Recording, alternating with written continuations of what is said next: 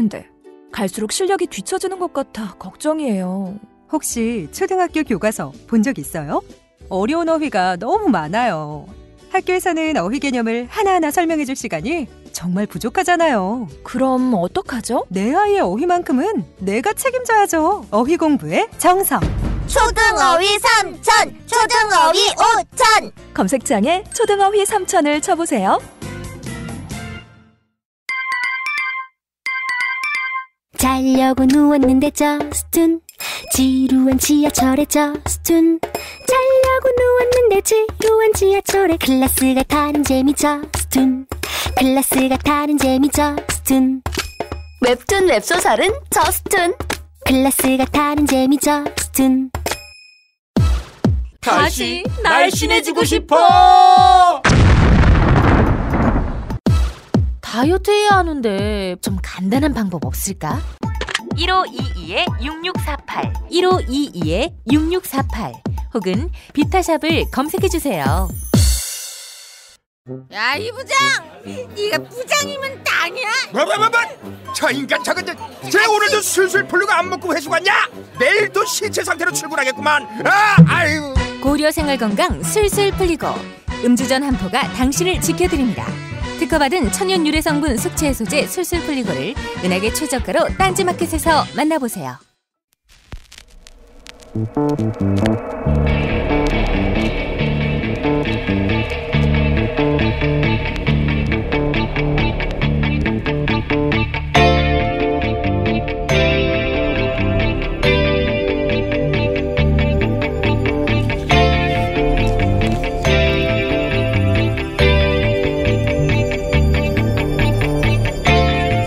안녕하세요, 김어준입니다. 어제 허위 난민 신청을 대행해준 국내 브로커 조직이 검찰에 의해 적발됐습니다. 난민 관련 국내 뉴스는 이렇게 대부분 부정적입니다. 우린 난민을 대체로 잠재적 테러리스트, 불법 체류자로 간주하죠. 난민지회에 관한 국제협약이 채택된 게 1951년이고 우리가 뒤늦게 126개 조인국 중 하나가 된 것도 이미 1993년이지만 그동안 인정된 난민 숫자는 터무니없이 적습니다. 작년 한 해 우리가 전 세계에서 받아들인 난민 총합이 100명이 안 되고 그나마 가족 재결합을 제외하면 60여 명. 참혹한 내전을 겪은 시리아는 1명입니다. 독일이 작년 한 해 수용한 난민이 28만 명. 스페인이 작년 17,000명 난민 수용을 약속했다. 실제 1,100명에 그치자 올해 초 우리 집이 당신들의 집이다라는 구호와 함께 바르셀로나에서만 30만 명이 시위를 했죠. 더 많은 난민을 수용하라고. 이 차이는 어디서 오는 걸까요? 독일이 시리아에 빚진 게 있는가? 오히려 시리아는 6.25 때 우리나라를 지원했던 국가입니다. 빚은 우리가 있죠. 그럼 돈 때문인가? 우리 경제가 독일의 28만 분의 1은 아니잖아요. 스페인보다 우리 GDP, GNI가 더 앞섭니다. 그렇다고 지리적 문제인가? 우리 인접국 난민도 우린 잘 안 받습니다. 이 차이는 어디서 오는 것인가? 우리도 세계 일부라는 연대의식 자체를 배우지 못한 것인가? 우리 스스로를 여전히 약소, 변방국이라 여기는 왜소한 자의식 때문인가? 나만 살면 된다는 정글 자본주의의 당연한 결과인가? 뉴스공장은 앞으로 이 질문을 끊임없이 던지고 그리고 그 답을 함께 찾아가 보겠습니다. 김어준 생각이었습니다.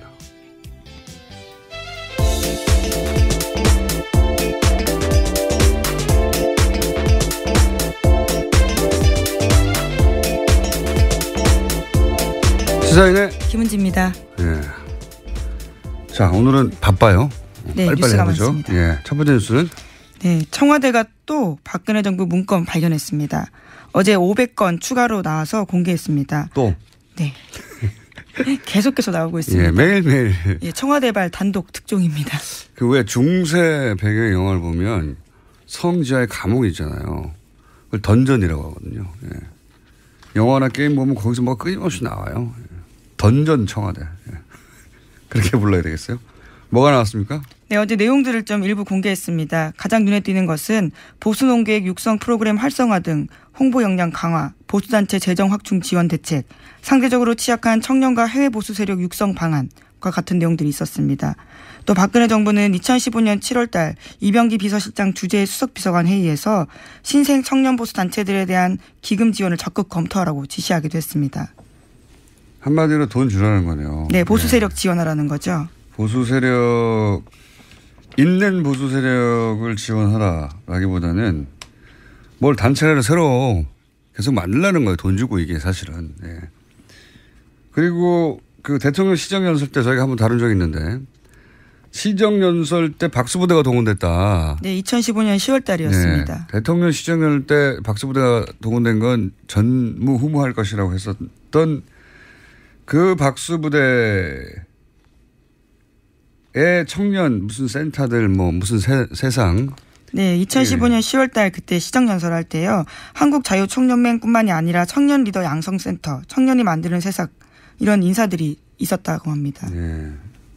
이게 이제 돈 주고 만들어서 대통령 시정연설에 동원하고 나중에 태극기 집회에 이런 단체들이 또 이름을 올리고 그런 거죠. 네. 그리고 나서 이런 단체들이 또 끊임없이 진보적인 활동들 혹은 인사들 단체들을 고발을 합니다. 그러면 또 검찰은 바로 수사를 해요. 네, 굉장히 재빠르게 수사했습니다. 예. 그런 거죠. 예. 돈 주고 만들어서 박수부대로 쓰고 그 사람들을 시켜가지고 반대 세력을 고소고발하게. 검찰에 고소고발되면 아무리 작은 사안도 결국 무죄가 날 사안도 시간 돈을 계속 뺏기거든요. 예. 그런 걸 한 겁니다. 청와대가. 그런 짐작들, 보도들은 있었는데 청와대에서 이제 문건이 나오기 시작한 거죠. 자, 또 뭐가 나왔어요? 네, 카카오톡 검색에 자동 연관 검색어에 개입하려 했다라는 문건도 있었는데요. 부처 현안 관련 정책 참고라는 문건에는 카카오톡 샵 검색 기능과 관련해서 좌편향적인 자동 연관 검색어 논란이 있으니까 좌편향적 자동 검색. 네, 그렇게 쓰여 있다고 합니다. 샵 제가 카카오를 안 해가지고. 네, 카카오톡 그 문자 메시지를 보내는 창에 보면 샵 표시가 있습니다. 네. 그걸 누르면 자동 연관 검색어가 나오는데요. 포탈처럼. 예, 그것이 일종의 좌편향적으로 되어 있다라고 박근혜 정부는 판단한 겁니다. 예. 박근혜 전 대통령이 그렇게 말했나 보죠. 카톡을 쓰는데 샵을 눌렀더니 정부 비판적인 연관 검색어가 떠서 예, 공장장 이름 같은 것들이 이제 쓰여 있지 않았을까. 이게 사람들이 많이 검색하면 자동으로 뜨는 건데. 그렇죠. 아니, 이 정부를 비판하는 검색어 뜨면 안 되지. 이건 거꾸로 얘기하면 검색어를 조작하라는 얘기잖아요. 예. 향후 포털 검색어 이거 한번 반드시 들여다볼 필요가 있다. 저는 그렇게 생각합니다. 네. 관련해서 포털 관련 내용도 있는데요. 포털 뉴스 서비스의 사회적 책임 강화 방안이라는 언급도 있습니다. 여기에는 언론사로서의 위상 부여 여부와 포털의 수익 환류 제도와 추진 검토, 일종의 포털을 손보겠다라는 뜻으로도 해석할 수 있는 부분입니다. 그렇겠죠. 예. 얼마나 그걸 마음대로 하고 싶었겠어요. 예. 그리고 그렇게 개입한 적이 없는가 과연 따져볼 일입니다. 모든 언론은 언론사를 개입하는 게 더 어려운 거예요. 생각해 보시면 언론사들은 기자들로 구성되어 있고 기자들은 차질적으로 누군가 이렇게 개입하고 시키는 걸 싫어해요. 근데 끊임없이 이제 언론에 개입하고 오도하고 언론을 이렇게 하라고 지시하고 협조받으라고 하잖아요. 포털은 그냥 사기업입니다. 일개. 포털은 그냥 회사예요. 그냥 회사. 포털에 언론사들의 기사가 뜬다고 해서 포털을 언론사처럼 미디어처럼 인식하는 경향이 점점 커지고 있는데 실제 그 기능도 하고요. 근데 포털은 그걸 납품받아서 그냥 배급하는 그냥 일개 사기업입니다. 그러니 얼마나 정부가 마음만 먹으면 더 쉽겠는가 개입이. 그 점을 저는 주목해서. 근데 그 결과는 엄청나죠. 예. 그래서 영향력이 훨씬 커졌으니까요. 요새는 카카오톡 한 달에 4만 2천만 명 쓸 정도로 아주 크다라고 합니다. 4,200만 명이겠죠. 아, 예, 죄송합니다. 4,200만 명입니다. 자, 그러니까 다시 한 번 말씀드리지만 포털은 그냥 일개 회사예요. 공공기관도 아니고 언론사도 아니에요. 그러니까 정부가 일개 대기업도요 이렇게 마음대로 하는데요. 포털에 이런 영향력을 발휘하고 싶었다면 과연 안 했겠는가 하는 의구심을 갖는 것은 저는 합리적이라고 봅니다. 네. 이제 실제 그런 문건이 나왔기 때문에요. 더 들여다봐야 되겠죠. 볼 필요가 있다. 또 뭐가 있습니까? 뭐 문서가 네, 많이 나왔네요. 예, 관련된 내용들을 계속 좀 보고 알려주고 있는데요. 삼성 관련된 내용도 있습니다. 삼성물산 합병과 관련된 내용인데 문건에는 국민연금의 의결권 행사에 개입할 것인지 정부가 개입한다면 의결권 방향은 어떻게 설정할 것인지 관한 것이 있고요. 또 해외 헤지펀드의 공격적 경영권 간섭에 대해서 국민연금 등을 적극 활용하되 정부가 대기업을 지원하는 것처럼 보이지 않도록 위원 구성을 신중하게 하고 관계부처가 한 목소리로 대응해야 한다라는 표현도 있다고 합니다. 모든 게 다 들어있네요. 지금 소위 이제 국정농단 사태에 삼성 관련해서 주고받은 거. 그러니까 최순실 정유라에게 지원을 하고 삼성에게 뭘 해줬냐 대가로. 여기 다 나오네요. 다 나와. 그러니까 그렇죠. 예, 대기업을 지원하는 것처럼 보이면 안 된다. 이 말은 자기들도 대기업을 지원하는 거라는 걸 알고 있었다는 거죠. 예. 예, 삼성으로 특정할 수 있는 워딩으로 보입니다. 삼성이잖아요. 네, 하지만 여긴 대기업이라고 써놨는데요.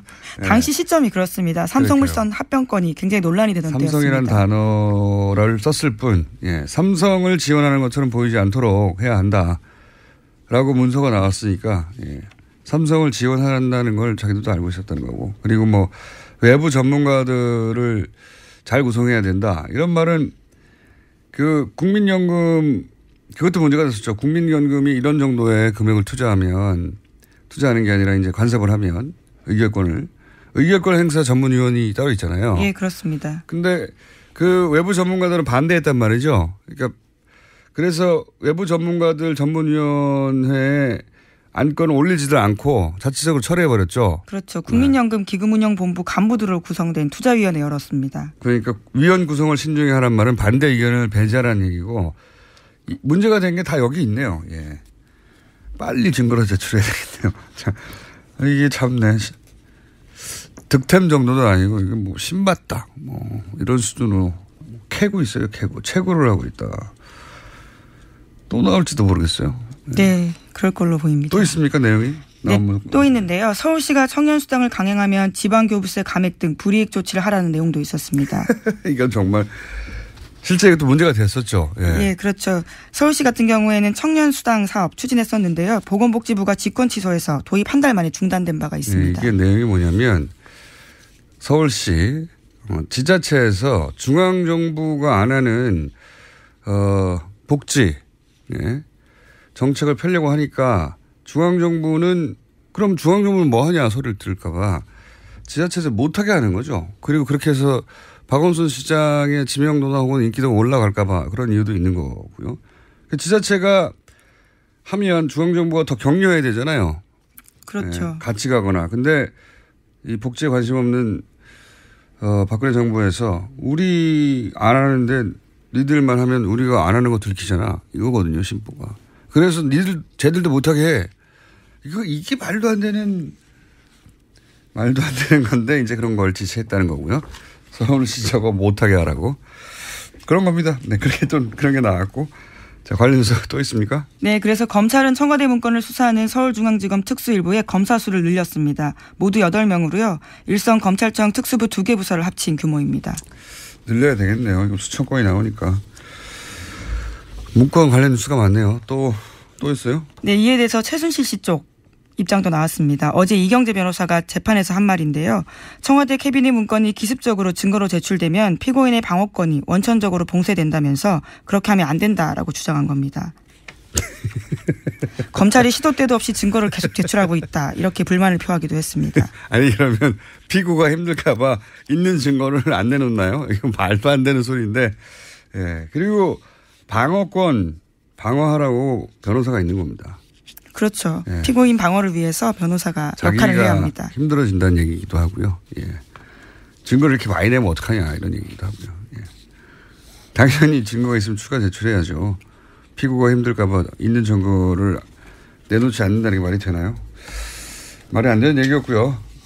자, 한 2분 내에 저희가 오늘 게스트가 많기 때문에 2분 내에 제목 싹 스크린하면서 지나가죠. 예, 그러시죠. 어제 정부 조직 개편안 통과했습니다. 국회를 통과했습니다. 그래서요 미래창조과학부는 과학기술정보통신부로 바뀌었습니다. 또 중소기업청과 국가보훈청은 장관급으로 격상됐고 국민안전처가 없어졌습니다. 소방청이 독립해가지고 외청이 됐죠. 네. 경호실은 격하됐고요. 낮은 경호하겠다라는 대통령의 의지가 나온 거죠. 소방청 독립된 사안은 사실 한번 따로 다룰 만한 일이어서 저희가 조만간 인터뷰를 발의한 이재정 의원을 한번 해볼까 합니다. 자, 다음 뉴스는요.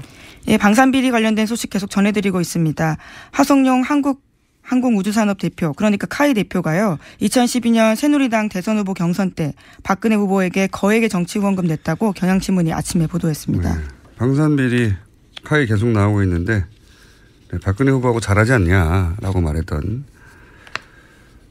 분인데 이분은 이제 비리가 내부 횡령 비리가 10억 대가 있었는데도 불구하고 어떻게 대표가 됐지 했더니 뭐 이런저런 뒷이야기들이 지금 나오기 시작하네요. 네. 네, 그래서 어제 사임했습니다. 대표이사에서는요. 그리고 또 검찰은 하 사장의 측근인 사임방, 속칭 사임방이라고 하는데요. 핵심 임원들을 소환 조사하기 시작했습니다. 소환 조사해야 되겠죠. 예, 또. 네, 감사원은 FX 사업의 감사 기간을 한 차례 또 연장했습니다. 이례적으로 3차례나 연장했고요. 애초에 20일 예정돼 있었던 감사를 100일 넘겼습니다. 이것도 굉장히 큰 사업이거든요. 차세대 사업. 조 단위로 들어가는 사업이고 감사를 제대로 하자면 잠사할 게 정말 많을 거예요. 예. 이게 10조 단위가 넘어가는 사업이라 뭔가 돈이 100억대가 새도 잘 보이지도 않는 사업이에요. 그런데 몇백억씩 샜겠죠. 그리고 그 새는 곳이 다 국내도 있지만 해외도 많아요. 해외로 돈이 나가는 사안까지 체크하려면 감사 기간이 길어지겠죠. 예. 하나 정도 더 하고 지나갈 것 같습니다. 네, 판사 블랙리스트 의혹 규명을 요구하면서 현직 부장판사가 사표냈습니다. 최한돈 인천지법 부장판사인데요. 전국 법관 대표회의에서 판사 블랙리스트 등 조사하기로 한 현안조사위원장이었는데요. 이번에 사표를 낸 겁니다. 그렇군요. 이 사안은 저희가 현직 판사님 한 분을 저희가 3부에서 현직 판사, 전직 판사들은 저희가 국회의원이나 또는 백수로 계시는 이정열 판사님이나 아니 사무장이신데요. 판사로 나와서 변호사를 안 하면 백수라고 쳐야 됩니다. 네, 어쨌든 많이 모셨는데 현직 판사를 저희 라디오에 모시는 건 처음입니다. 굉장히 이례적인데 차성한 판사님을 저희가 3부에서 모시기로 하겠고 오늘은 여기까지 하겠습니다. 자, 인사하기 전에 미니 인터뷰. 원래 저희가 금요일에 쇼미더머니, 안원구 전 대구청장님과 함께 하는 쇼미더머니 시간이 있는데 지금 이제 안민석 의원하고 유럽에 가 계시거든요. 예. 그 비자금 추적 때문에. 그래서 미니 인터뷰를 짧게 하려고 이렇게 급하게 달려왔습니다. 여기까지 아주 시사인의 김은지였습니다. 감사합니다. 자, 이미 연결돼 있군요. 예. 최순실 해외 도피 재산 추적을 위해서 유럽을 방문 중인 우선 왜 안민석 의원님을 연결하죠? 안원구 전장님 얘기인데 안민석 의원님이 지금 잠시 연결돼 있습니다. 안녕하십니까? 네, 대한민국 정치인 최초로 리텐슈테인 조세 피난국이죠. 네네. 리텐슈테인을 방문한 안민석 의원입니다. 리텐슈타인입니다, 의원님. 슈테인이 아니고. 리텐슈테인. 네, 알겠습니다. 어쨌든 방문하셨군요. 굉장히 소국이죠. 지금 현재는 어디 계십니까? 지금 헝가리에 와 있고요. 아, 헝가리요? 제가 리텐슈테인 이야기를 드린 이유는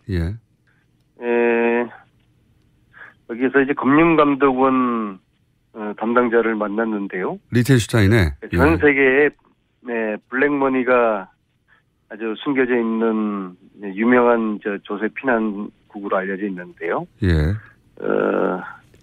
도대체 어떤 나라일까 참 궁금했거든요. 조그만 왕국이죠. 왜 그렇게 어떤 국가 정책으로 이렇게 독재 국가라든지 그러니까 돈 많은 부자들의 그 돈을 또 검은 돈을 숨겨주고 있을까 그런 것들에 대한 설명을 쭉 들었는데 재미있는 것은 앞으로 우리나라 정부 차원에서 예를 들면 이제 금융감독원이나 검찰에서 또 국세청에서 우리나라 사람들 관련한 금융 자료를 요청하면은 어떤 정부 당국 차원에서 자료를 공개할 수 있다. 그런 이야기까지 듣고 왔습니다. 아, 그러시군요. 방문해서 대표적으로 뭐 여러 번 방문하셨지만 이번 방문에서는 주요하게 어떤 일을 하셨습니까? 두 가지인데 첫째는 최순실 은닉재산 추적 이제 기존에 쭉 해왔던 거죠. 제가 이번에 4번째 독일을 왔거든요. 이 최순실의 독일의 은닉재산을 추적을 지속적으로 하는 것 하고요. 두 번째로는 이 최순실 은닉재산의 최초의 뿌리 출발점으로 추정되는 그 박정희 비자금의 존재 이것에 대한 단초를 얻기 위해서 왔는데요. 독일 프랑크푸르트에서 난 교포에게 아주 그 흥미로운 제보를 받았어요.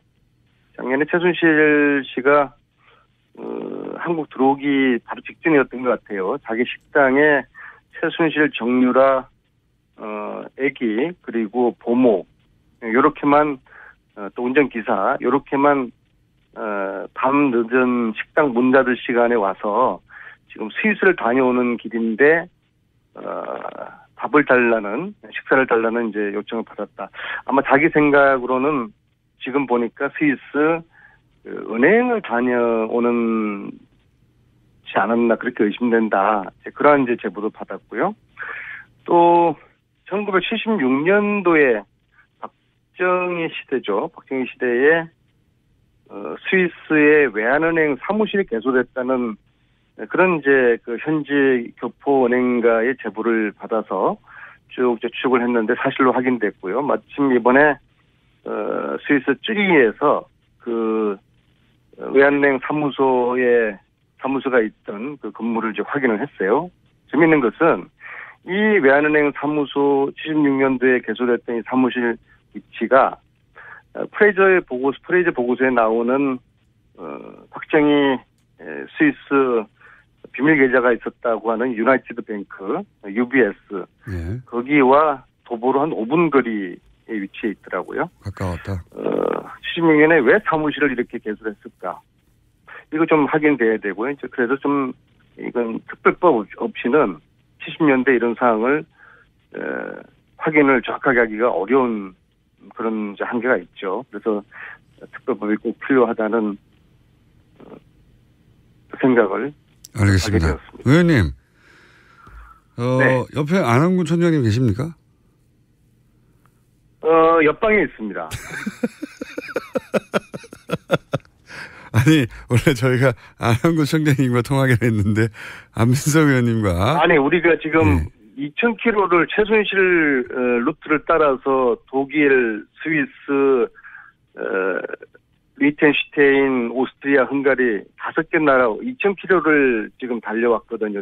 차와 기차로. 그래서 공장장도 우리 격려를 해줘야지 이렇게 웃으면은 이건 뭐 네, 고생하셨습니다. 하늘이 무너질 듯해요. 하늘이 무너질 듯해요. 그렇게 하시죠. 예. 웃지 말고. 예. 자, 의원님 잠시 계시고요. 안한군 총장님 좀 바꿔주십시오. 총장님. 예, 안녕하십니까. 네. 저희가 총장님하고 통화하려고 그랬는데, 안민석 의원님이 많은 시간을 뺏었습니다. 지금, 최순실 은닉 재산은 어떻게 되어가고 있습니까? 찾으신 게 있습니까? 또 추가적으로? 예, 지금, 몇 군데 지금 확인이 되었고요. 그런데, 요번에 이상한 점은 이미 최순실 재산 일부가. 예. 누수가 되고 있다는 정황을. 누수요? 예. 지금 우리가 현행 법상으로 범죄 수익으로 확정이 돼야 몰수를 할 수 있지 않습니까? 예. 그런데 지금 최순실 재판이 지금 진행 중에 있고요. 예. 근데 현행법으로도 일단 확인되기 전에 그런 정황이 있으면은 확정 전 보존함유라는 그런 조치를 취해서 재산 누수가 되지 않도록 해야 되는데. 누수, 예. 새지 않도록, 예. 새지 않도록 해야 되는데 이미 일부가 지금 정리가 되고 있는 정황. 예를 들어서 이미 밝혀진 그때 구매했던 호텔이나 이런 부동산이 있지 않습니까? 그 이전의 것 말고 국정농단 사태 와중에 밝혀진 그 호텔 같은 경우는 어떻게 됐습니까? 그래서 지금 그런 게 일부가 지금 팔렸는 것으로 지금 저희들이 확인이 되고 있고요. 팔아서 현금화를 했나요? 자산들은 현금화된 것으로 보입니다. 누구한테 팔았죠? 이 재산을 형성할 때 예. 저희들이 추적해오는 그 부분들을 조력했던 그 팀들의 일부 재산, 일부 회사에서 취득한 것이 아니라 지금 그러면 이는 되지 않았지만 그러면 그 말씀은 그러니까 페이퍼 컴퍼니가 중간에 많이 등장했는데 그 페이퍼 컴퍼니가 다시 최순실 씨 부동산을 사는 것처럼 해서 가져갔나요? 그렇습니다. 사는 주체들은 이 재산을 형성하는 과정에서 도와준 세력들이죠. 그러면 최순실 씨가 도로 가져간 거 아닙니까? 이름만 막 바꿔서? 뭐 그렇게도 볼 수 있죠. 그래서 이제 정확한 내용은 일단 조사를 좀 더 해봐야 되겠지만 그렇게 지금 추정이 되고 있습니다. 아하, 최순실 재산이 정리되고 있는 와중인 거군요. 그러니까. 네, 안 국장님, 저희들이 받았던 제보 하나를 소개를 해드릴 것 같아요. 독일에 있는 동포 여성분이요. 네. 이런 제보를 저희들에게 합니다. 잠깐만요, 의원님. 이거 굉장히 중요해서 혹시 미리 잘 정리한다는 말씀하실 내용 아닌가요? 방송에 나오시려고 미리 이야기인데요. 아직 정리 안 된 채 터뜨리신 거 아닙니까? 아니요, 재산 처분하고 비슷한 이야기인데요. 저희들이 받은 제보가 프랑크푸르트의 안 여사라고 하는 분이 자기가 최순실에게 월급을 받고서 어떤 그 가게에서 일을 하고 있다. 네.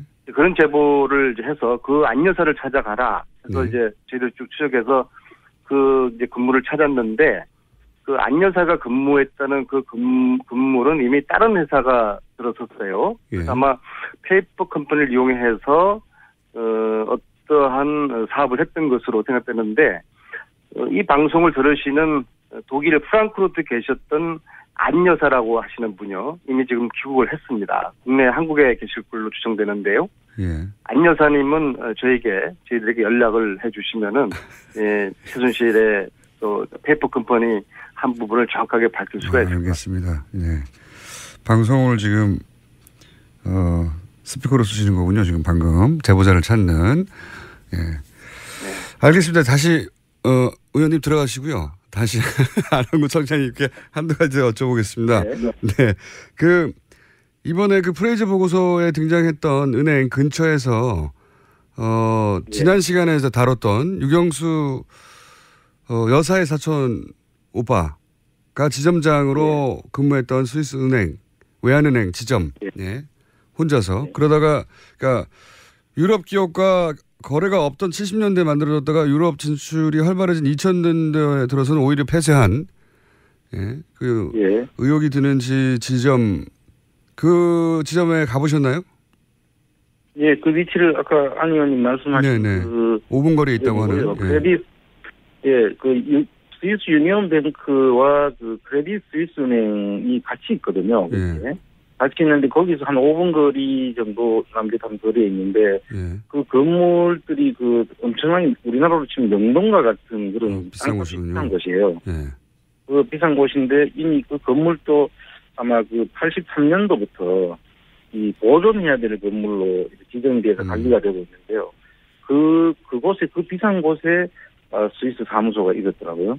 거래도 없는데. 당시에는 우리나라 거래가 전혀 없는데 그만한 돈을 거기에 투입할 이유가 있었는지와 또 정작 지금은 우리나라 기업들도 일부 있고 거래가 있습니다 한데도 지금 그 폐쇄를 했거든요. 그래서 그걸 이야기해주는 그 스위스의 그 은행원을 오래된 그 경력을 가진 은행원을 제가 만났는데 자기도 봐도 전혀 이해가 되지 않는다고 애들한테 이야기를 해줬습니다. 알겠습니다. 자세한 이야기는 돌아오시면 듣고요. 마지막으로 한 가지만 더 여쭤보면 그 오랜 시간 지금 자비로 지금 계속 그 추적하고 계신데 거기 유럽에서 뉴스공장에 출연한 이후에 유럽에 갔더니 달라진 점은 없었습니까 혹시 청장님?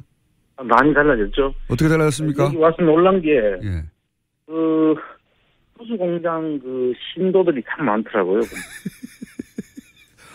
팬이라고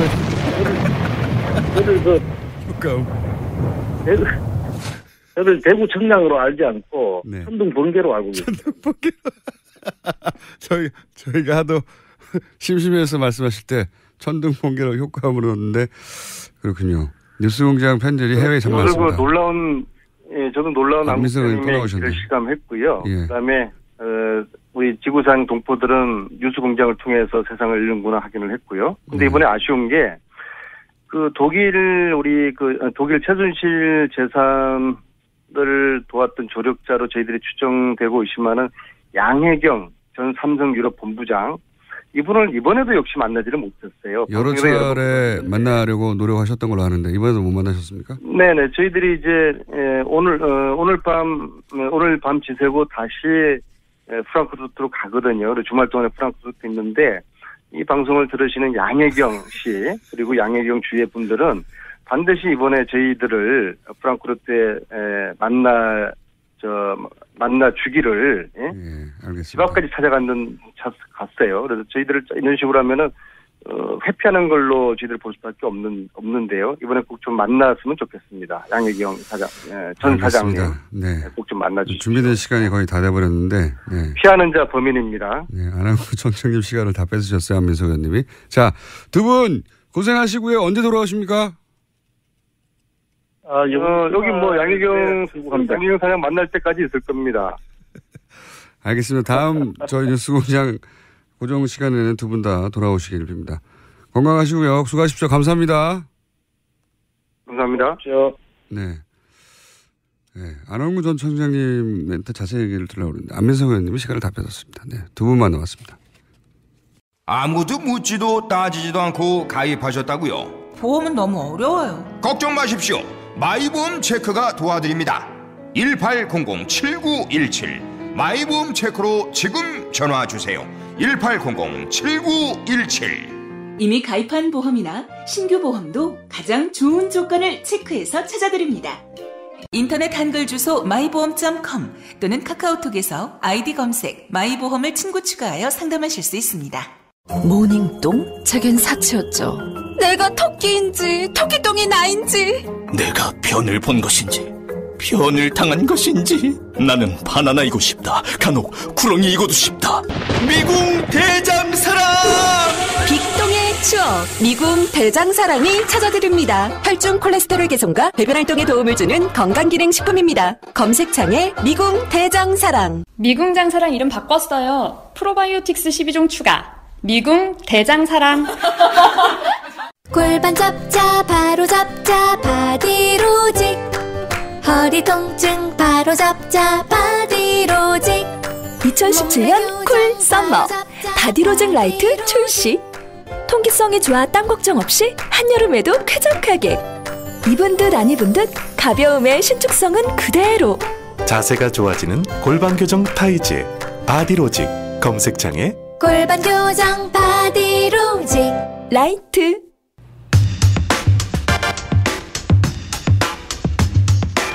요즘 연일 문건이 청와대로부터 나오고 있습니다. 특종을 청와대가 계속하고 있는데요. 자유한국당은 박수현 청와대 대변인을 고발했습니다. 자, 여야 이 문건에 대한 입장이 다른데 저희는 여야 입장이 아니라 전문가의 입장을 한번 들어보려고 이소현 기록학회 회장님 스튜디오에 모셨습니다. 안녕하십니까? 안녕하세요. 예, 기록학회도 있군요. 기록학회하고 기록관리학회 두 학회가 양대학회라고 일컬어지고 있습니다. 하는 일은 똑같나요? 기록학회는 저는 문헌정보학 전공한 사람이지만 역사학 전공하신 선생님들이 좀 많이 계시고 기록관리학회는 문헌정보 쪽 선생님 많이 계시고. 네. 알겠습니다. 양대학회 중에 한 군데 회장님을 저희가 스튜디오에 모시는데 자 이제 이거부터 여쭤볼게요. 이런 기록물에 대한 경험과 사례를 많이 들어보실 테니까 청와대에서 이전 정부의 문서도 계속 나오잖아요. 이거 가지고 이제 처음에는 의인이 남긴 것이다. 그렇게 생각하는 사람들도 꽤 있었는데 그러기에는 너무 많은 문서가 너무 여러 곳에서 계속 나와요. 이걸 가지고 그래서 무슨 음모론적인 차원에서 접근하는 사람들도 있고요. 이렇게까지 많이 남길 수가 있는가라는 사람들도 있는데 우선 기록물을 많이 다뤄본 분으로서 이럴 수도 있습니까? 이런 사례들이 있어요? 공공기관에서 예전 문건들이 막 나온다든가? 서울시에서 서울시청사 레노베이션 하면서 직원들이 다 임시공간으로 옮기고 나서 기록연구사하고 학예연구사 서울역사박물관 학예연구사 2명이 2인 1조로 이제 전체를 턴 적이 있는데 조선 총독부 시절 문서부터 나왔습니다. 조선 총독부 시절. 1933년 조선 하천조사연표부터 나왔어요. 그러니까 사무실마다 캐비넷 같은 것들이 항상 거기 있지만 항상 거기 있어서 벽처럼 보이는 가구가 하나씩 있는 거예요. 그렇게 그게 하나 있었고 그래서 세종시로 이제 공공기관 이전할 때는 아예 작정을 하고 이관하는 곳에 이제 이때는 중앙부처 중심으로 처음에 그 기록물 관리 연구사들이 다 배치가 된 상황이었으니까 이런 걸 다 알고 다 사무실 직원들 이사한 다음에 다 털어갖고 또 엄청난 거 많이 찾아냈죠. 이거는 흔한 일은 그러니까 매우 드문 일은 아닌데 이제 이 사실에서 우리가 알아야 될 것은 근데 이제 기록연구사들이 매년 일을 제대로 했다면 이게 매년 털어졌어야 되는 거예요. 처음 갔을 때 터는 거고 그다음에 매년 터는 거고 예를 들어서 부산시 교육청에서 2010년에 재헌의회 의사록이 나왔거든요. 그게 부산에서 나왔다는 거죠. 재헌의회 때. 예. 그러니까 1948년도 재헌의회 의사록이 국회기록보존소에는 없었는데 부산시 교육청에서 나왔단 말이에요. 그거는 이제 부산시 교육청에 기록연구사가 배치가 돼서 문서고랑 이제 이런저런 공간을 다 털어보니까 뭐가 나왔는데 이제 왜 거기 갔는지는 아무도 모르죠. 또 국회 직원이 뭐 6.25 때 정도에 그걸 들고 피난 갔다가 관공서 어딘가에 맡겼는데 그 건물이 뭐 이렇게 저렇게 기관이 옮기면서 교육청에 관할이 됐다. 이런 시나리오가 좀 가능한 상황이죠. 그러니까 지금 그 박근혜 정부 막바지에 문서를 대량으로 파쇄해서 그러니까 청와대 전 직원이 익명으로 이런 인터뷰를 했거든요. 우리가 다 파쇄했기 때문에 남아있을 리가 없다. 말도 안 되는 얘기죠. 저 같으면 가만히 있을 것 같아요. 네. 범죄 사실을 스스로 인정한 경우이기 때문에. 그러니까요. 자기들이 다 없애버렸는데 어떻게 남았지? 그러나 이런 사례는 굉장히 많다. 그러니까 아니 근데 그거는 처음으로 연구사가 배치돼서 털었을 때 이제 오래된 문서가 나오는 거고 연구사가 배치된 다음에는 이게 원래 학자들 사이에 제가 학문적 용어를 애써 보겠습니다. 네. 어쨌든 매년 한 번씩 그거 조사해야 돼요. 기록물 조사를. 원래는. 사무실마다에 부서마다에 있는 기록관리 담당자라는 분들이 있어요. 업무는 딴 게 있지만 이제 서무처럼 그 업무를 맡는 분하고 기관마다 배치되어 있는 연구사하고 이제 팀이 되어서 매년 문서들을 정리해서 목록을 작성하고 폐기할지 보존할지 뭐 이런 거를 정리를 해야 되는데 청와대에서 참여정부 시절 문서까지 나왔다고 하잖아요. 그 얘기는 뭐냐면은 그 이명박 정부 때나 박근혜 정부 때 청와대는 기록관리 업무를 하지 않았다라는 증거다. 저희는 그렇게 받아들이고 있습니다. 전문가들이 볼 때 이거 일을 안 했구만 이렇게. 했다고 볼 수가 없어요. 그런데 지금 방금 말씀드렸지만 우리가 다 파기했는데 있을 리가 없어 라는 말이 이게 자기들이 불법을 한 걸 인정한 거 아닌가 싶은 생각이 드는데 맞지 않나요? 그러니까 약간 저는 좀 이해가 저라면 끝까지 말 안 할 것 같은데요. 이게 지금 공무원들이 업무를 수행하다가 뭐 벌을 받을 수 있는 그런 어떤 규정이 많지 않은데 기록물 무단 폐기만은 그래요? 굉장히 큰 벌을 받게 돼 있어요. 대통령기록법에 따르면 대통령 기록물을 무단으로 파기하고 은닉하고 유출하고 막 이러면은 그 7년인가요? 제가 어디 적어놨는데 엄청난 벌을 받게 돼 있는데. 그러니까 이게 상충되는 주장을 하는 거네요. 그렇죠. 우리가 대통령 기록물을 다 파기할 수 있을 리가 없어. 그거는 라는 주장도 하나 있는 거고 또 하나는 대통령 기록물을 그렇게 공개하면 어떡해 이런 주장을 동시에 하는 거 아닙니까? 공개하면 안 된다는 주장을 크게 하기 위해서 말하면 안 될 내용을 말하지 않았나라는 생각이 좀 듭니다. 그러니까요. 파기했다면은 대통령 기록물을 파기했다는 걸 인정해버리는 게 되는데. 그렇죠. 그래서 저희가 있을 리가 없다는 말을 하다 보니까 그죠. 엊그제 저희가 이제 그 기록학회하고 투명사회를 위한 정보공개센터, 알권리연구소, 한국기록전문가협회 이렇게 네 단체가 국회에서 기자회견문 발표했는데 거기 요청하는 것 중에 하나가 이 무단 폐기했다는 직접 증거가 나왔으니까 수사하고 고발하라. 고발하라. 그게 저희 요구 사항입니다. 이거 무단 폐기 굉장히 중요한 문제죠. 그렇군요. 그것도 범죄 사항이군요. 지금 이제 남아있는 문건들의 내용들이 이제 지금 각종 국정농단의 증거물로 쓰여질 수 있을 것 같다는 얘기 또 한편으로 나오지만 또 한편으로는 파기를 했다면 파기했다는 사실 자체도 고발 내용이 고소 내용이 되는군요. 예, 네. 저희 요구사항이 3개였는데요. 첫째는 이번에 발견된 기록들도 마찬가지고 황권한대행이 이제 위임받아서 지정한 기록도 저희는 그거는 법에 근거가 없는 무리한 정도가 아니라 글쎄 법의 취지에 맞지 않는 잘못된 해석이라고 생각하고 있어요. 그 자체 지정해서는 안 된다고 보는데 그 기록까지 포함해서 이 모든 걸 다 공개하라라는 게 첫 번째 요구사항이었고요.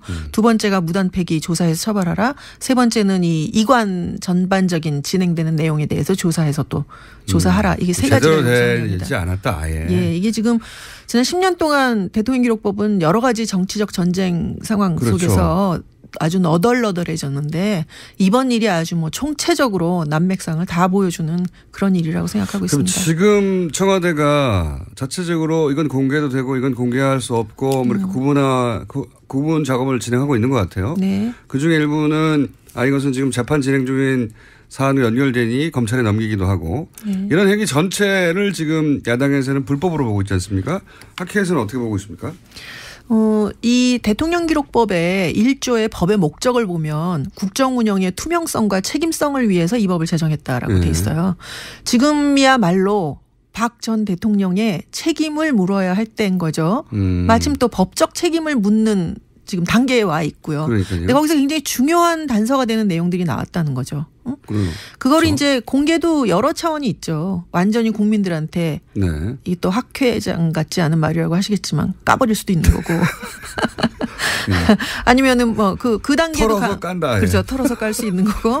그 다음에 뭐 법원에만 제출한다고 하는 거는 완전 공개하는 거랑은 또 아니죠. 별개의 문제죠. 그렇죠. 그러니까 지금 또 뭐 완전히 다 유출한 것처럼 주장하고 있지만 사실은 일부 법적 검토를 통해서 공개해도 상관없다고 자기들이 판단한 거를 열고 나머지는 이런 게 있다라고 이야기한 거지. 이거 유출이라고 말할 수는 없단 말이에요. 그러니까 이런 문제에 대해서 근데 이거를 이제 그러나 만약에 모든 게 다 정상적인 상황에서 저희가 보기에 이것은 대통령 기록을 보호해야 되는 상황이다라고 보는 입장에서 이런 일이 벌어졌다면 이런 거는 좀 법의 취지를 생각해서 보호할 건 보호해달라고 요청하는 기자회견을 저희가 했을지도 모르겠어요. 그러나 이번 상황은 박 전 대통령이라고 하는 분이 아주 특별한 대통령이잖아요. 아주 특별한 분이죠. 근데 이런 분이 나올 것을 예상을 못하고 저희가 대통령 기록법을 만들었기 때문에 지금의 법으로는 이번에 벌어진 일들을 굉장히 복잡한 일이라 뭐 한마디로 말할 수도 없지만 지금의 법으로는 이거를 처리할 수가 없다라는 게 저희 입장이에요. 그리고 오히려 지금 벌어진 범죄 혐의를 소명하는데 대통령 책임을 강조하며 만든 기록물 법이니까 그 책임을 제대로 수행하지 못한 대통령이 이런 일이 벌어졌으니 책임을 묻기 위해서 이런 문서는 활용돼야 된다. 대통령 입장에서도 지금 억울하게 지금 이렇게 당하고 있는 측면이 있다면 기록으로 그것을 소명을 해야죠. 그렇죠. 기록은 책임 행정의 도구니까요.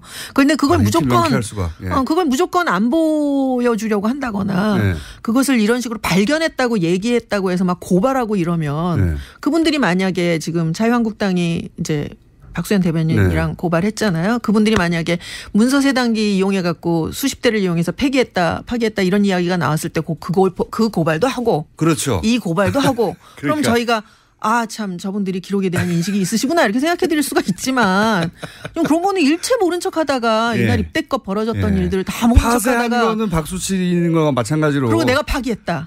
심지어는 내가 다 파기했는데 발견했을 수 있을 리가 없다. 라고 말해놓고 이런 말을 해놓고서 이거 고발하는 거는 뭐지 이런 생각 좀 하게 되죠. 뭘 감추고 싶은 거지 이런 생각하게 되죠. 회장님, 저희 방송하고 잘 맞으시는 것 같은데요. 잘 맞는 것 같아요. 목소리도 그러시고. 아하, 그렇군요.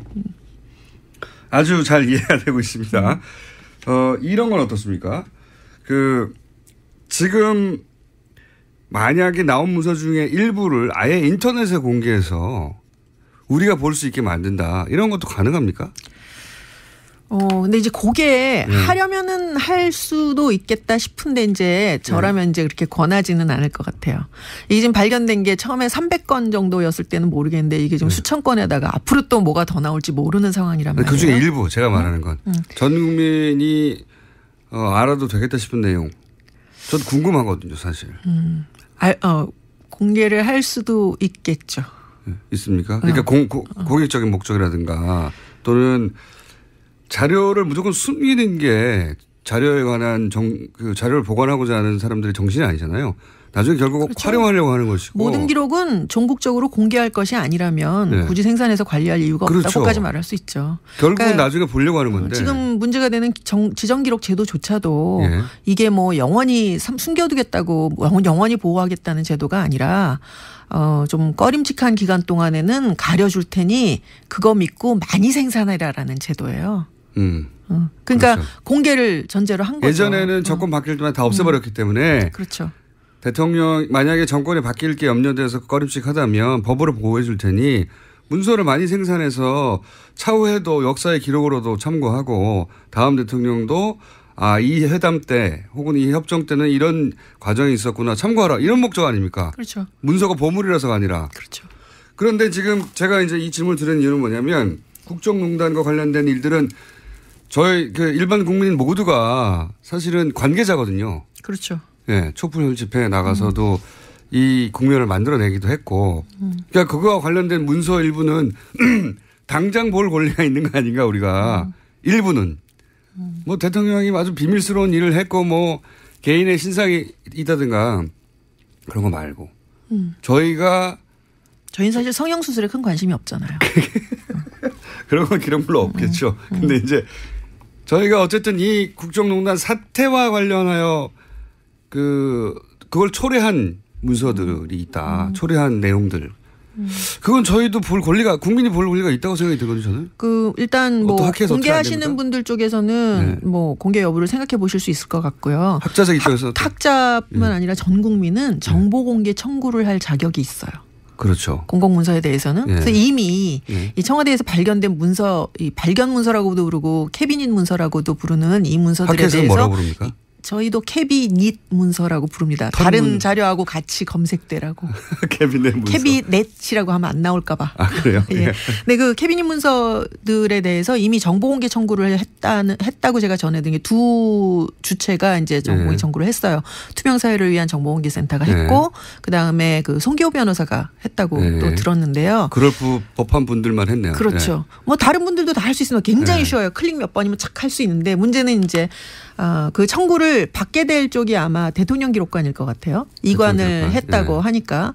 근데 문제는 대통령 기록관에서 이 기록들을 다 훑어보고 어떤 것이 공개할 수 있는 것이고 어떤 것이 비공개해야 할 것이고 어떤 것이 비밀인지 판단할 수 있는 역량이 될지는 제가 잘 모르겠습니다. 이때 역량이라고 하면 실제 그 지적 능력을 얘기하는 게 아니라 그런 판단을 내릴 이 정치적인 아주 그냥 정치적인 에너지가 아주 꽉 찬 이 공간 안에서 뭐 자유한국당에서는 절대 안 된다고 그러고 여당에서는 하라고 그러고 뭐 그럴 수 있겠죠. 그거를 할 수 있는 그런 그 역량이 정무적 정치적 역량이 없다고 판단해서 질질 끌 가능성이 좀 높다고 생각합니다. 오히려 그리고 지금 좀 애매한 게 지금 또 대통령 기록관장으로 계시는 분이 이명박 대통령이 임명하신 분이에요. 기억하실까 몰라도 2008년에 그 봉화 유출 갖고 이제 생 난리를 치면서 난리 또 나왔어요. 법을 대통령 기록법을 또 한 번도 저는 큰 난리라고 하려고 그랬더니 생 난리로 네네. 생 난리를 근데 그게 대통령 기록법에 뭐가 있냐면은 이미 대통령 기록관으로 이관한 대통령 기록을 좀 보호하기 위해서 대통령 기록을 이관하고 나서 전임 대통령이 임명한 대통령 기록관장이 관장으로 임명이 돼갖고 그걸 보호하는 책임을 지도록 돼 있는데 2008년에 봉화 유출을 핑계로 바꿔버렸어요. 임상영 관장님이라고 노 전 대통령이 임명한 관장을 고소해서 고발해갖고 결국은 뭐 무죄 판명이 났죠. 내쫓은 다음에 그 이명박 정부 청와대에서 행정관으로 일하시던 양반이 이제 대통령 기록관장이 됐는데 그 이후로 지금 8년째 관장으로 계세요. 그런 또. 그러니까 이게 정치적 입장이 개입되지 않다고 볼 수 없죠. 그분 그렇기 때문에 이분이 황교안 권한대행에게 지정 권한을 위임한다라고 하는 결정을 그렇게까지 무리하게 내리게 되는 근거가 아닐까라는 생각을 하게 됩니다. 그런 학자들은 그런 추정할 수밖에 없다. 왜냐하면 이렇게 무리한 걸. 그렇죠. 그렇죠. 왜냐하면 그 위임의 근거로 들었던 법조항이 대통령 기록법의 2조예요. 근데 2조를 보면 대통령 기록을 생산하는 대통령에는 당선자와 대통령과 권한대행이 있다라는 조항인데요. 그 조항을 굉장히 무리하게 권한대행이 대통령의 기록도 지정할 수 있다라고 판정 내린 거라 저희는 공식 비공식 경로를 다 동원해서 당시에 안 된다고 안 된다는 성명은 뭐 이미 이따만하게 발표를 했고요. 이따만하게 발표를 했고. 전문용어 굉장히 네, 죄송합니다. 현직 교수님이시고 네, 학회 회장님이시고 그렇죠. 하지만 저희 방송한테 굉장히 잘 맞는 분이셔서 제가 보기에는 저희가 고정 코너를 만들어야 될 것 같다. 이 기록물이 맨날 유출되는 것도 아닌데 어떻게 고정 코너를 만들까. 매일 아침 7시 반에 와야 되나요? 근데 어쨌든 법적 유권 해석을 법제처 해석을 받으라고 했는데 그 말도 안 들으면서 굉장히 무리하게 진행한 거예요. 알겠습니다. 오늘 여기까지 듣겠고요. 여야의 입장 말고 학자들 양대학회 회장님의 입장이었습니다. 이수연 기록학회 회장님이었습니다. 감사합니다. 고맙습니다. 3부에서 뵙겠습니다.